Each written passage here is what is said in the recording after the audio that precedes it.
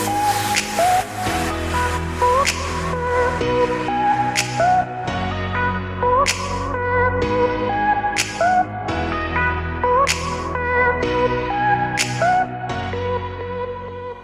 debt warriors, and welcome back to another episode of Millennial Debt Domination. I'm your host, Katie O'Shea. May is Mental Health Awareness Month, a time to shed light on the connection between mental health and financial well-being. Financial trauma is a reality for many. It involves emotional, cognitive, relational, and even physical symptoms triggered by significant financial distress. This can lead to heightened anxiety about money, making it difficult to make decisions or plan for the future. In today's episode, we're diving deep into understanding and overcoming financial trauma. I'm joined by Hanna Morrell, owner of Pacific Stoa Financial Wellness, a company specializing in holistic financial coaching for individuals and couples. Together, we'll explore financial stress and anxiety, the difference between worrying and caring about money, and how mental health ties into financial wellness. Let's get started with my conversation with Hanna. Hi,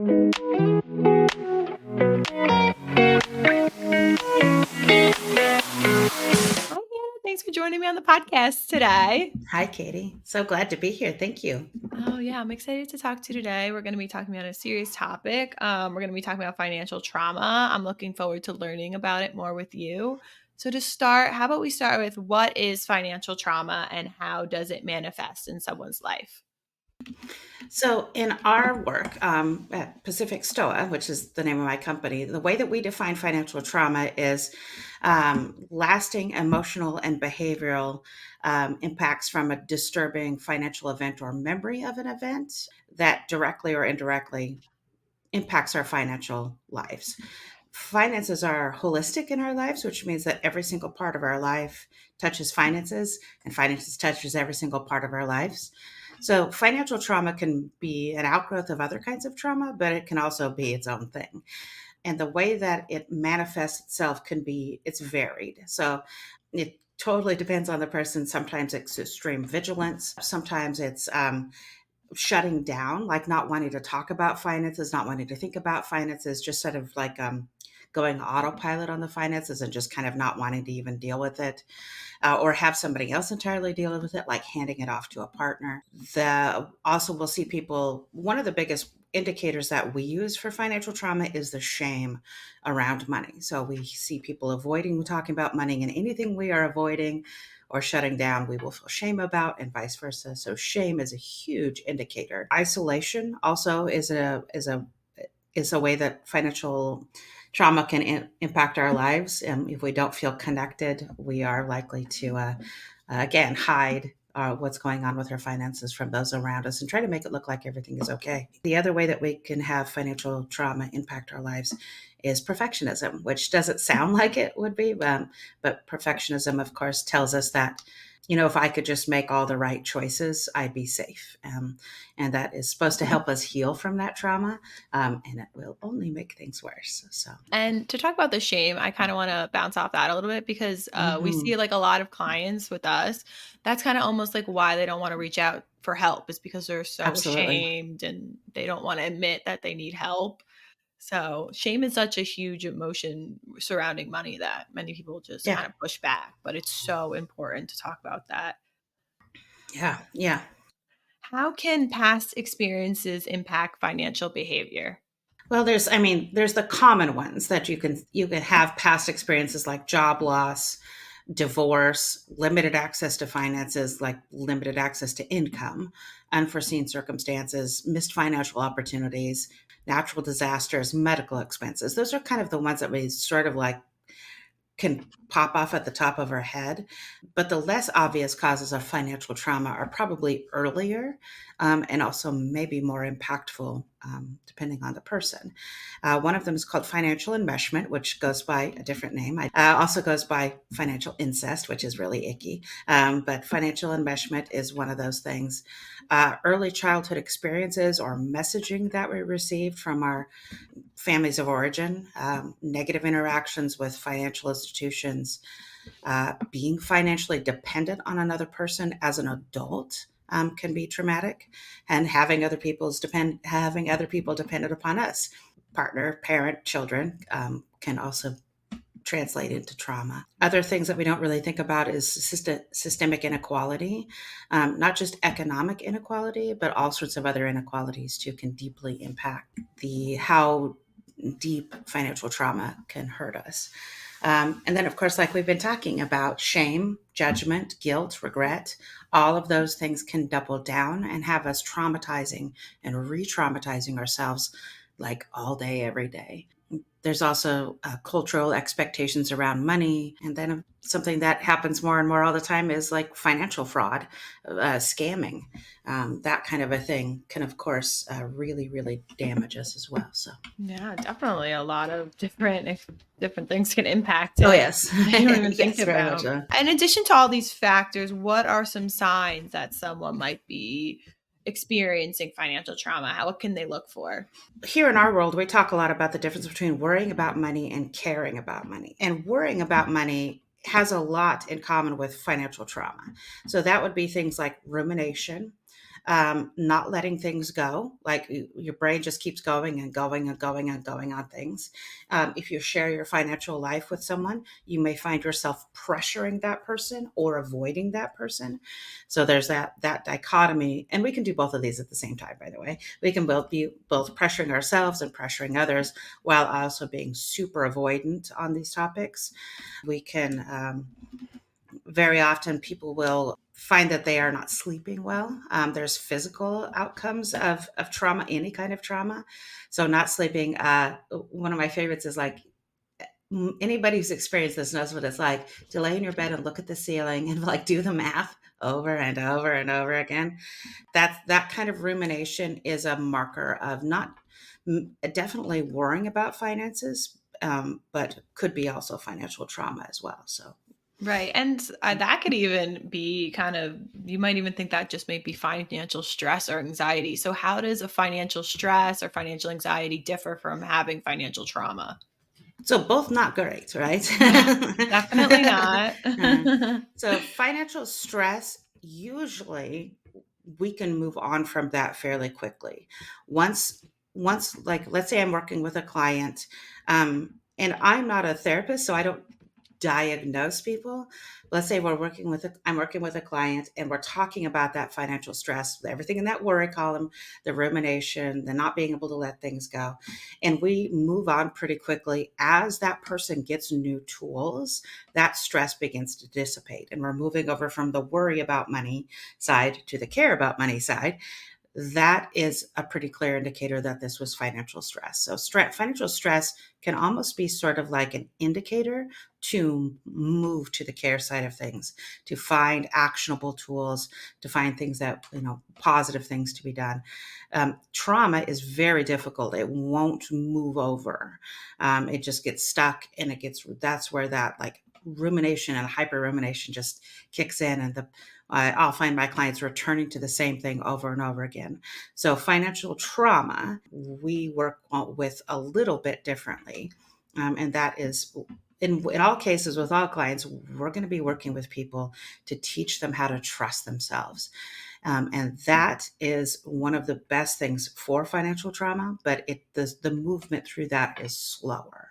And very often the financial trauma needs other resources as well, like therapy. So, do you think maybe financial trauma takes longer to overcome than like a financial stress or anxiety? Yeah, could. Yeah. I think that they're so tightly intertwined that it might not be super critical to define the two terms cleanly.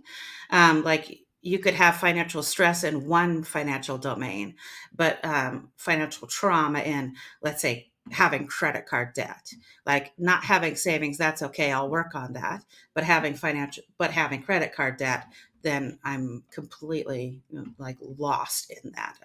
So, can having financial trauma lead to certain spending or savings habits, and what might those look like? So, again, we're going to talk about it over and over again. Shame, guilt. That, of course, is one of the behaviors that we'll notice outwardly. And the other one is something called scarcity mindset, which, again, in your work, I'm sure that you are very familiar with. Scarcity mindset tends to present itself in two different ways.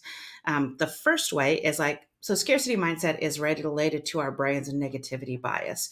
And it's like, I don't know when I'm going to have this resource again. So our brains go, I don't know when I have this resource again. So I need to hide it, tuck it away, ignore it, don't look at it, right? I need to hoard it and stockpile it. And that looks like the good way to do things, because those kinds of folks will have a high amount of savings.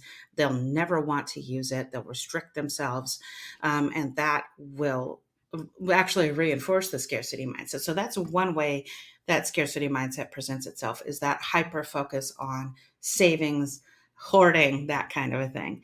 The other way that scarcity mindset presents itself is, I don't know when I'm going to have this resource again, so I need to make use of it now, right? I need to spend it now, get it out the door. I've had people like, I don't know if I'm going to have this money again, I should buy the truck now, which sounds illogical to us. But at the same time, like, this is an outgrowth of what scarcity does to our brains. I don't know when to have this resource again. So scarcity mindset is one thing that we see over and over again as the behaviors would look like. Perfectionism also, like we talked about, and perfectionism tells us that beautiful lie that if you were perfect, if you could just make the perfect choices, you'd be safe. So, and all of this is rooted around safety. We can think about trauma as just a constant state of not being safe.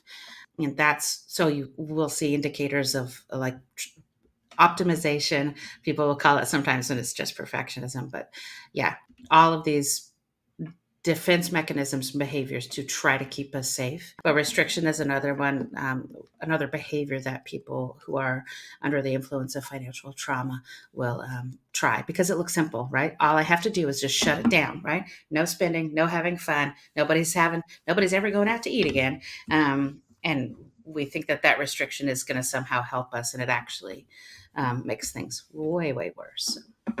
So what's the difference between worrying about money and caring about money? Because they could definitely get mixed up. They seem similar, but there's a difference. I love this question. So worry and care are both cognitive processes, and they're both related to our concern for money. But worry is that rumination, this getting stuck and cycling, like talking about the same thing over and over again, keeping ourselves up at night. There might be physical, like stress, like indicators that we come along with. We feel isolated and disconnected in worry, kind of feel like it's all on us. The whole world is resting on my shoulders, kind of a thing. Again, the restriction, impatience is a huge one. Apathy will also blame others or situations for where we're at. We make a lot of assumptions. We do a lot of storytelling. It's a lot of this, like a lot of what we would think about as financial stress is the worry side of things.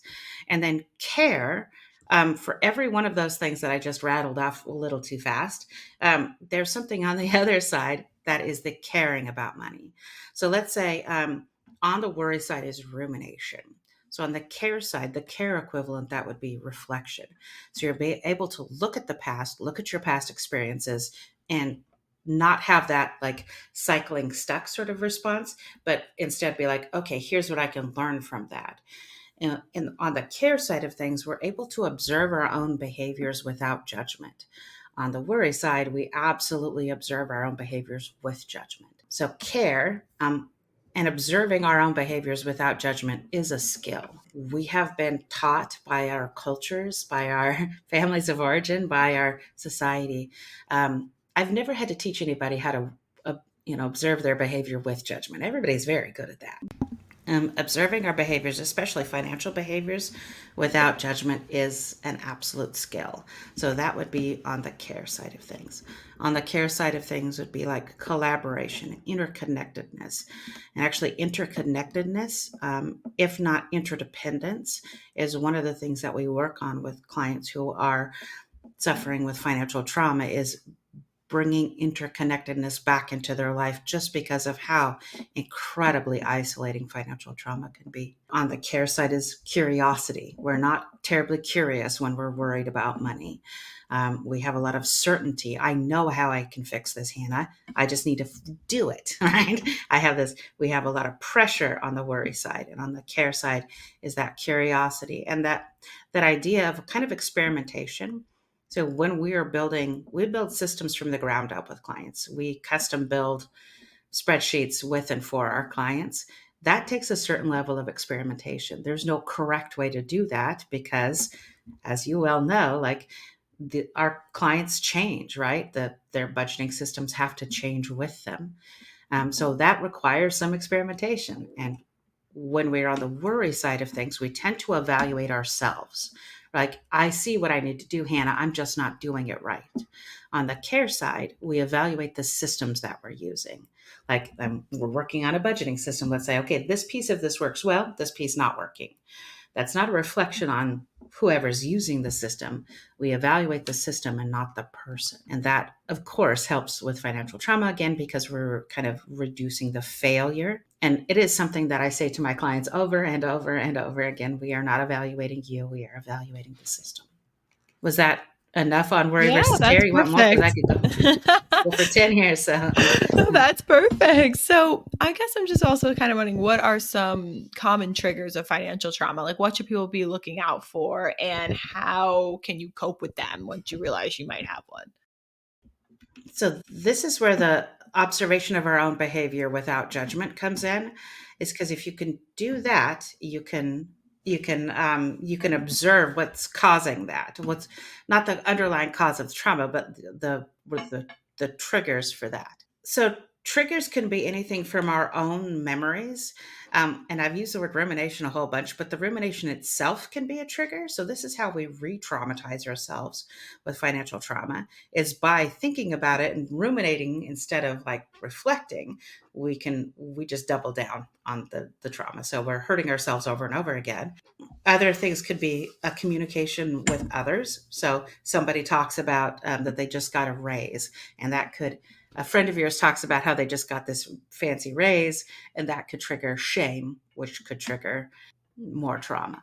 I work with couples and individuals, of course, and sometimes communication with your partner can trigger that. You may not even know what's happening, and vice versa. Almost anything, a memory, an experience that reminds us in some way of another experience. Our brains are so good at finding commonalities between experiences. And this happens so fast in our heads that we might not even notice it. And again, this is super, super individualistic, and it needs to be something that we are aware of without judgment. Because often people will recognize, okay, when my best friend said that she got that raise and I felt triggered, I need to stop feeling triggered. And that is the opposite. I get that response because it hurts, but even that will re-traumatize us, because now we're being shameful for the trigger of the trauma. And we're Yeah. 3 layers deep before, we're 2 seconds in. Um, yeah, so it's incredibly complex and incredibly individualistic. And of course, I'm just talking about like a couple examples of that, but your listeners can probably come up with their own, what would trigger them for their financial trauma. Yeah, definitely a lot of layers. That could be Yeah. hard with judgment too, I think, because your brain is just I even think people are always judging me, but I mean realistically, it's hard to like not think like that. So what role does mental health play in healing financial trauma? Yeah, anything that we can do to return ourselves to a regulated state helps with financial trauma. And again, like I talked about, like the holistic nature of money, that means that if we're working on, let's say you're working with a therapist on other kinds of trauma, it will indirectly help with the financial trauma and vice versa. Like I mentioned, like we're not therapists, so we don't diagnose or treat, but we can reduce the impact of financial trauma, and that's really what we're after. But anything that you can do to help yourself in general, your mental health, that will help with the financial trauma. Maybe not immediately, and maybe not directly. Very often, but not always, financial trauma is exacerbated by anxiety and depression, other kinds of trauma. And that's just because it's just not, we're not segmented in our heads, right? We're very complex weirdos. So So what about ways someone can trust themselves with money after going through financial trauma? So back to what I was talking about, it's like being aware of your behavior without judgment. What this allows us to do is it allows us to do three things. The first thing is just observe your own behaviors. We have a tool that we call the wild animal and scientist, and basically you're both, right? You're the wild animal doing your wild animal thing, but you're also the scientist observing your own behavior from that distanced, neutral, non-judgmental perspective. When you can do that, and this is takes some time and some practice, when you can do that, you can begin to understand your own patterns of behavior. So you observe your behavior, you'll recognize patterns in your behavior. We are good at pattern recognition. And the third thing that we get to do, if we're able to observe ourselves without judgment, is we get to interrupt patterns. And I don't want to say correct or punish ourselves out of patterns that aren't good. We can just interrupt them, and it doesn't take much to interrupt, right? Sometimes just being aware that there is a pattern in our behavior is enough to function as an interruption. Ultimately, what we're after with this tool and many others is that we're after people being able to trust themselves.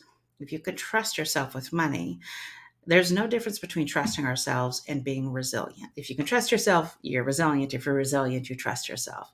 If you trust yourself, and this isn't like hyper individuality or anything like that, this is just that low level resilience that you know you've got your own back, right? No matter what the world does to you, you know that you've got yourself to fall back on. When we trust ourselves, when we're able to observe ourselves without judgment, then we are able to interconnect with others, and that further helps to resolve that. So, this, to answer your question, start trusting themselves, is to be aware of yourself without judgment, and then reinforce to yourselves the times that you have trusted yourself. Here are some ways that I already trust myself. Here are some ways that I'm already resilient, without correction, without trying to teach ourselves a lesson, just recognizing those patterns in your behavior. So, what can someone do if they find that their lifestyle or their spending has gone out of control? So I would start really, really small and gentle, and you're going to get sick of me saying, but of course, observe your own behavior without judgment. One of the first steps that we use, let me back up a little bit. Our spending is something we are not always aware of. You would think that our brains would capture that. And I'm not talking about remembering dollar amounts, but just the fact that we've spent money. I don't know if you've ever made it to the end of the week and you're like, oh man, I don't think I just spent any money this week actually. And they'll look at your bank account like, oh, right. Yeah. Our brains are very, very busy, and they will shunt off things that our brains don't deem important. So one of the first steps to we don't talk about restriction, we don't talk about correcting spending, we work on spending in line with your values. And one of the first ways to do that is to make your brain aware that you're spending money. Again, I know it sounds silly. And the way that we do that is I ask my clients to, as they're spending money, they ask themselves one question. The question is, what is the purpose of this spending? And what happens is that as they ask themselves, as they're spending money, what is the purpose of this? What is the purpose of spending this money? They begin to notice patterns in their behavior, back to that again. But they also are aware that they have spent money. Like we've flagged in our brains, oh, yes, I'm spending money now, which before we might not have even been aware of that. And then we begin to understand, like, again, we're not evaluating you, we're evaluating the choice. Like if I'm buying groceries, I'm evaluating, is buying groceries in line with my values? I don't care if you think it's good spending or bad spending or necessary, unnecessary, or wants versus needs or anything like that. What is the value of that spending to you? What is it providing to you? And when we focus on the job that the money is doing for us, we tend to change our spending behavior without trying. So I don't want nobody out there should start changing their spending behavior just because they think they need to correct it. First, observe your spending behavior, and then you will notice naturally when things align with your values, when they do not. And that helps to gently change our spending behavior and bring it more in line with, and at the very least, just be aware of it. And again, without judgment. And one of the most important things about this practice is it slows us down. Any amount of space we can put between, like, the impetus to do a thing and the doing of the thing, any space we can put between that, it works, right? It's any amount of slowness we can impart on our brains slows us down. And that's back to trauma. One of the things about financial trauma and other kinds of trauma, of course, is that we make decisions very, very, very quickly. Almost like you go to the doctor and the doctor boxes your knee with a little rubber hammer and your knee goes bonk. That's about that's the speed at which we make decisions under the influence of trauma. Almost, I don't think we should consider those choices, right? That's a reaction. So any amount of slowness we can impart to our decision making helps. So Yeah, I mean, especially in this world, I feel like everything's just go go go all the time. So it's so easy to do things without thinking, especially absolutely. spending. So easy to Yeah. spend nowadays. Yes, they know what they're doing. They make it easy on us. So, Oh yeah. so Yeah, definitely. So, what support resources exist for people wanting to deal with financial trauma? I would say therapy certainly is a good one. Like I said, we're not therapists. We work very well in parallel with therapy. So if my clients are also seeking therapy at the same time, it's not super common that financial trauma exists all by itself. So there's maybe high likelihood that there's other kinds of trauma at play. Seeking out a trauma therapist specifically is helpful. Trauma therapy is different than normal talk therapy, and that works very well as well. Of course, working with like Navicor, I know that you folks are. The kind of counseling that you do is well suited to this as well.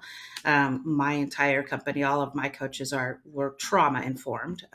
That doesn't mean trauma focused, of course, but working with somebody who respects that is deeply important too. And then, of course, there's resources online. There's books.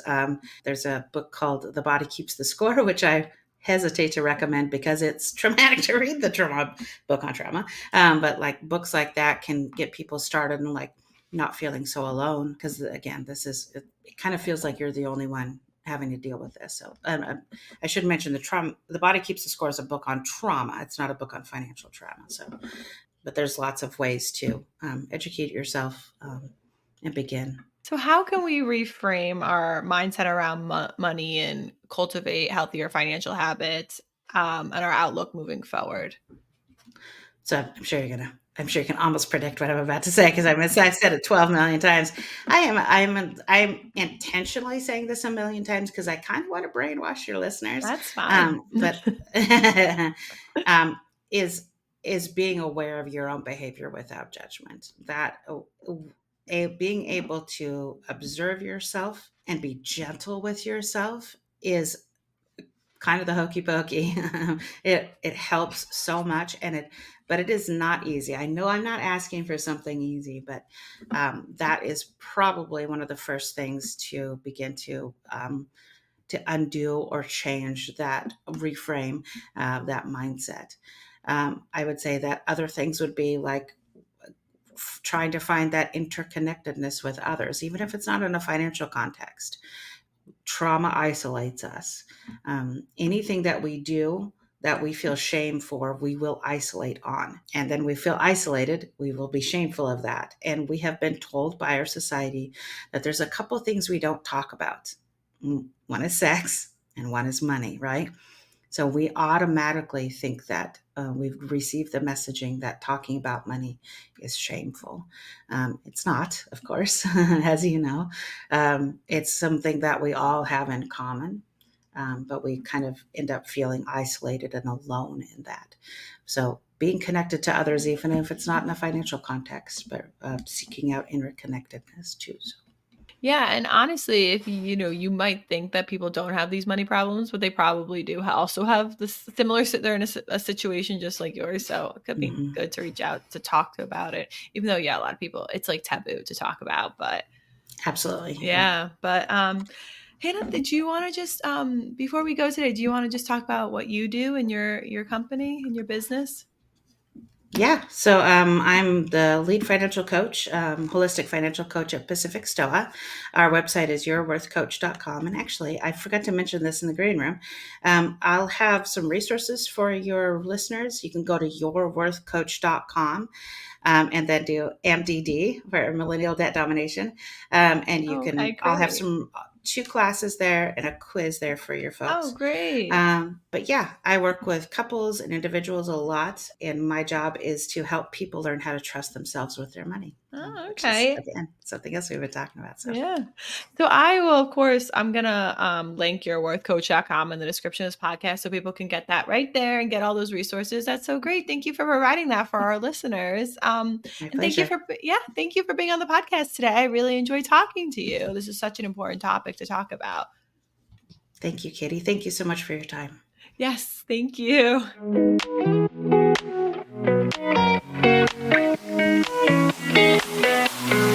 Shame often goes hand in hand with money problems, making financial trauma a more common experience than many realize. As you work through healing from financial trauma, take a moment to recognize how these challenges have made you stronger, more resilient, creative, and resourceful. Remember, the obstacles you face don't define you. They can propel you forward. I've linked Pacific Stoa Financial Wellness in this episode's description, where you'll find resources Hanna has created exclusively for Millennial Debt Domination listeners. These include 2 financial classes and a special quiz just for you. That wraps up another episode of Millennial Debt Domination. Don't forget to subscribe to the podcast wherever you're listening. And if you're listening on Spotify or Apple Podcasts, please rate and review the show there. It really helps us reach more listeners. I'll talk to you next time, Millennials, Gen Zers, and everyone else listening. Bye.